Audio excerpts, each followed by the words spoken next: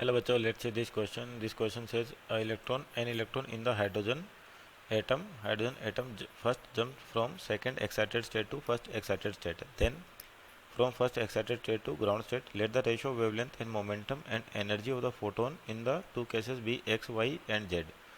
Then select the wrong answer. तो आपके पास देखिए x तो क्या है, वेवलेंथ का रेशो है, और उसके बाद y क्या है, एनर्जी रेशो आपके पास, और z क्या आपके पास, y तो आपके पास हो गया मोमेंटम, और z हो गया एनर्जी का, दोनों केस में। तो बताना कि कौन सा स्टेटमेंट आपका रॉन्ग है।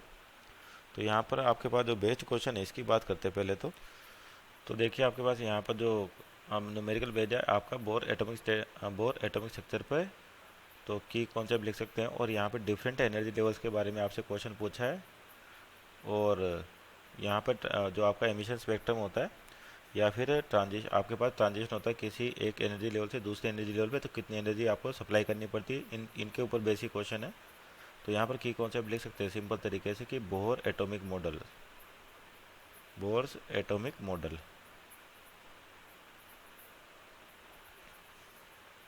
तो बोर के अकॉर्डिंग क्या आपके पास कि जो आपका न्यूक्लियस होता है वो सेंटर पर होता है, और जो इलेक्ट्रॉन होते हैं इसके अराउंड सर्कुलर पाथ में रोटेट करते हैं, और इन जिन ऑर्बिट में ये रोटेट करते हैं उनको अपन स्टेबल ऑर्बिट कहते हैं, और जिनका एंगुलर मोमेंटम क्या होता है, integral multiple of h upon 2 पाई के बराबर। इस तरीके से स्टेबल ऑर्बिट हो गया आपके पास n इक्वल टू 1 2 3, इस तरीके से कह सकते हैं।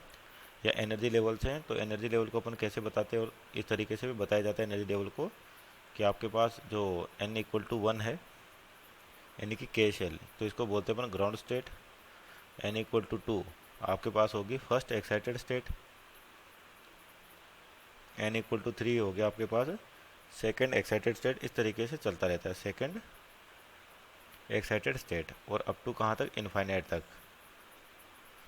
तो यहाँ पर जो आपके पास ग्राउंड स्टेट है और बाकी एनर्जी लेवल्स है, उनकी जो एनर्जी आपके पास, जैसे इसकी बात करते हैं, ये तो माइनस का 13.6 Z square by N square. तो हाइड्रोजन के लिए जेड होता है 1 और एन की वैल्यू यहाँ पर 1 है, तो जाते हैं माइनस का 13.6 electron volt. N equal to 2 यानी कि फर्स्ट एक्साइटेड स्टेट की एनर्जी होती है आपके 3.4 इलेक्ट्रॉन वोल्ट माइनस का, और थर्ड की होती है आपके पास माइनस 0.84 इलेक्ट्रॉन वोल्ट।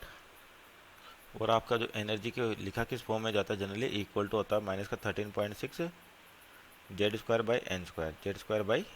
तो यहाँ पर जो एनर्जी लिखी अपन इसी फॉर्मूले के अकॉर्डिंग लिखी, जो फोटोन आपका रिलीज होगा, यानी कि या तो बोल दीजिए कि यहाँ से किसी इलेक्ट्रॉन को ट्रांजिट करना है, तो इन दोनों के एनर्जी डिफरेंस के बराबर आपको एनर्जी सप्लाई करनी पड़ेगी। या इलेक्ट्रॉन आपका जो हाई एनर्जी लेवल से लो एनर्जी लेवल पे जंप करता है तो फोटोन रिलीज करता है, तो उसकी एनर्जी क्या होती है, इन दोनों एनर्जी लेवल के डिफरेंस के बराबर होगी। तो आपका सबसे पहले एक्स का रेशो ऑफ वेवलेंथ। तो आपका जो ट्रांजिशन हो रहा है कहाँ से कहाँ को हो रहा है कि पहले तो 2 से 1 का हो रहा है, यानी कि सेकंड एक्साइटेड, तो सेकंड एक्साइटेड का मतलब n इक्वल टू 3 से, और आपके पास 2 का ट्रांजिशन है। उसके बाद आपके पास फर्स्ट एक्साइटेड से ग्राउंड स्टेट यानी कि 2 से 1 का ट्रांजिशन है। तो जो वेवलेंथ होती है आपके पास 1 बाई लेमडा ये होती है R Z square 1 upon N lower का स्क्वायर, लोअर का लो एनर्जी लेवल यानी कि 2 का square, minus 1 upon N higher का स्क्वायर यानी कि 3 का स्क्वायर। तो इसको बोल देते हैं अपन लेमडा 1। तो यहाँ से क्या हो जाएगा आपके पास, ये जेड की वैल्यू तो 1 हो गई, तो 9 हो जाएगा, और ये 4 हो जाएगा, तो 9 माइनस 4 आपके पास 5 बचेगा यानी कि 5r/36। तो यहाँ से लेमडा 1 जो हो जाएगा आपके पास 36 अपॉन 5r। उसी प्रकार से 2 से, ये तो ट्रांजिशन हो गया आपका। अब इस वाले ट्रांजिशन की बात करते हैं, यानी कि n इक्वल टू 2 से n इक्वल टू 1 के लिए, तो 1 बाई लेमडा 2 कहें इसको, R Z square 1 upon N lower square, यानी कि लोअर कितना 1 है आपके पास, और हाइयर कितना 2 यानी कि 4, तो हो जाएगा 3r/4। तो लेमडा 2 हो गया आपके पास 3r/4 यानी कि 4 अपॉन आपके पास 3r। तो इनके रेशो को क्या कह रखा है, x कह रखा है। तो देयरफॉर अपन कह सकते हैं कि x होगा जो आपके पास लेमडा 1 अपॉन लेमडा 2। तो लेमडा 1 कितना आपके पास 5r/36, और लेमडा 2 कितना आपके पास 3r/4, तो 3r और आपका 4 ऊपर चल जाएगा, तो r से r कैंसिल आउट हो गया, और 9 टाइम्स यानी कि 5/27। तो आपका x ये तो आ गया कितना 5/27। और दूसरा क्या देखा मोमेंटम, तो मोमेंटम का रेशो निकाले अपन। तो नेक्स्ट स्लाइड में देखते हैं इसको।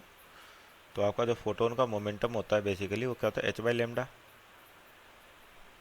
जहाँ पर एच क्या प्लांक कांस्टेंट, तो यानी कि P1/P2 लिख सकते हैं अपन लेमडा, तो ये हो जाएगा λ2/λ1। तो अपन λ1/λ2 का रेशो निकाल चुके हैं 5/27, तो हो जाएगा 27/5। और इसको क्या दे रखा है, नाम y दे रखा है।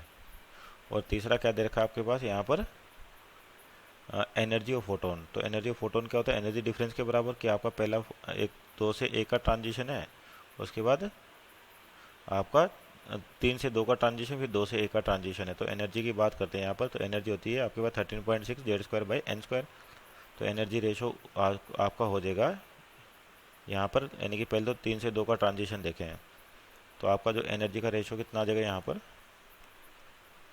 तो एनर्जी का रेशो हो गया आपके पास, मान लीजिए पहले तो लिखे 3 से 2 के ट्रांजिशन के लिए, तो जो डेल्टा ई है यानी कि एनर्जी 1, तो एच सी बाई लेमडा आपके पास ये एनर्जी क्या होती है, वैसे देख रहे थे तो एच सी बाई लेमडा भी निकाल सकते हैं, यहाँ से भी लिख सकते हैं इसको डायरेक्ट, या फिर एनर्जी के फॉर्मूले को भी यूज़ कर सकते हैं, माइनस का 13.6 Z²/n², 13.6 Z²/n²। तो यहाँ से भी एनर्जी का रेशो निकाल सकते हैं अपन, या फिर चाहे तो अपने पास जो फोटोन आ रहा है उसकी जो एनर्जी होगी वो क्या होगी, इसके बराबर होगी, यानी कि E1/E2 की बात करें तो ये हो जाएगा वापस आपका अपन में लेमडा, यानी कि λ2/λ1, मीन्स ये भी कितना हो जाएगा 27/5 हो जाएगा, जिसको क्या कह रखा है, जेड के रखा है। तो यहाँ से ऑप्शन चेक करें तो आपका एक्स की वैल्यू क्या है आपके पास, जो रेशो वेवलेंथ, तो यानी कि एक्स वेवलेंथ का रेशो कितना, तो एक्स की वैल्यू आ रही है आपके पास यहाँ पे 5/27, मीन्स ये गलत है। वाई क्या है, मोमेंटम, तो मोमेंटम कितना आ रहा है आपके पास, मोमेंटम का रेशो आ रहा है आपके पास 27/5। तो यहाँ पर क्या दे रखा है आपके पास, यहाँ पे क्या दे रखा है, मोमेंटम, यानी कि वाई 5/27, तो ये भी गलत हो गया। और एनर्जी आपके पास कितनी है, एनर्जी का रेशो आपके पास कितना 27/5 है, तो ये भी कितना हो जाएगा आपके पास, ऑप्शन नंबर डी भी आपका गलत हो गया। और यहाँ पर देखिए जेड आपका 1/x है, तो x की ये रहा आपके पास, और जेड की वैल्यू इसका इनवर्स है, means option number A is our right answer. Hope you understood well, best of luck.